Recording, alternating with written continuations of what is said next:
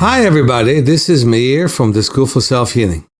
In the last message, I was talking about the danger of using opioids. I'm not the first one who says that, although I felt about it very strongly from a long, long time ago, before people call it an epidemic.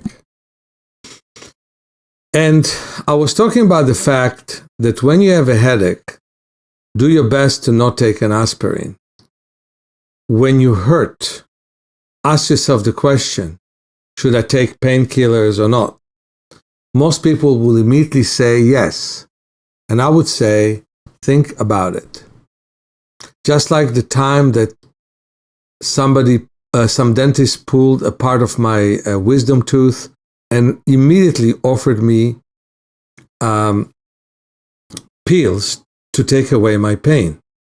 Well, of course, they put injection to pull my tooth, and after the injection ran out, there was minor ache and not enough pain to take the pill. With all the effects that the pill is giving, like neurological dysfunction temporarily, but with time, it could be a problem. So many people are sold to opioids. And I think that many people would never listen to me when I tell them, try to not take it when you need to. But I want to talk from the opposite direction. How do we feel good?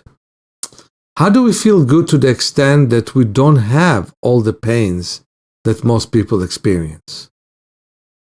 Start with the fact that you want to wake up with rested eyes. So two things could rest your eyes very nicely. One is the palming exercise we're talking about, where you rub your hands and you put your hands over the eye orbits and you visualize you're seeing darkness and maybe even blackness. And that's a very, very important thing.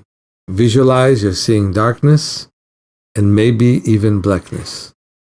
And then you can really relax your eyes. The other one is look at the ceiling in your bedroom. And hopefully you sleep with double curtains, because that's what I recommend. So your room will be dark. And look up at all four corners. Get your eyes to move in rotating motion. And see if your body wants to take a deeper breath. So when you wake up in the morning, you can put 2 pillows on your knees, 2 pillows behind your head, so you don't have to raise your shoulders, and the shoulders remain relaxed, and your hands very gently are being put over the eye orbits, the cheekbones and the forehead. And you breathe deeply and slowly. Maybe you can count 6 when you inhale and 9 when you exhale. And maybe altogether you can count 10 breaths at a time and do it 5 or 6 times in a row. So you'll have 50 or 60 breaths. And then you look at the ceiling. And after that, ask yourself the question, how is my body doing? You know, many people say to themselves, I will be physically active, so it will be good for me. There is a place for that. We want to be physically active and we want to feel good. But you want to ask yourself the question, how are my joints doing? Are my joints loose or tight? So maybe you stand up and stretch backwards towards your bed. Maybe you bend down. Maybe you lie on your back and put your feet apart and bring the knees one by one down to the floor. Do whatever you can do to feel as good as you can. That is the beginning of not having headaches, joint pains, and others. And that's one of the reasons that I wrote my book, Awakening Your Power of Self-Healing. In that book, I wrote, some people never think about the joints, and some people never think about anything else, and that is when they hurt them. It is time to think about the joints. It is time to think about our breath. And the most important thing is, do something that makes you feel good. listen to music, look at beautiful colors.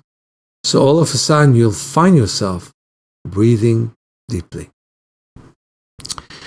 And today, when I ran at the ocean, and I ran only with my bathing suit with bare feet, and it was very windy, I felt that the wind is massaging me. Everybody else escaped the wind because it was too cold for them. But I loved that wind. It wasn't a strong wind, but was cool enough that most people tried to pull away from it since they weren't that comfortable. So we have to increase our comfort level with heat and with cold, so we'd feel better and more capable and less vulnerable. That's the beginning of not having opioids. And what I'd like you to do is make the next step.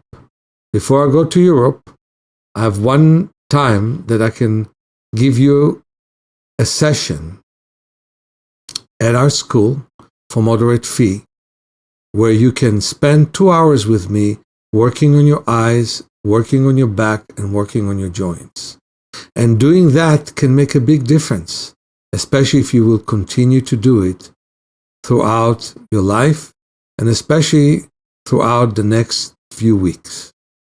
So have a wonderful week, and talk to you soon.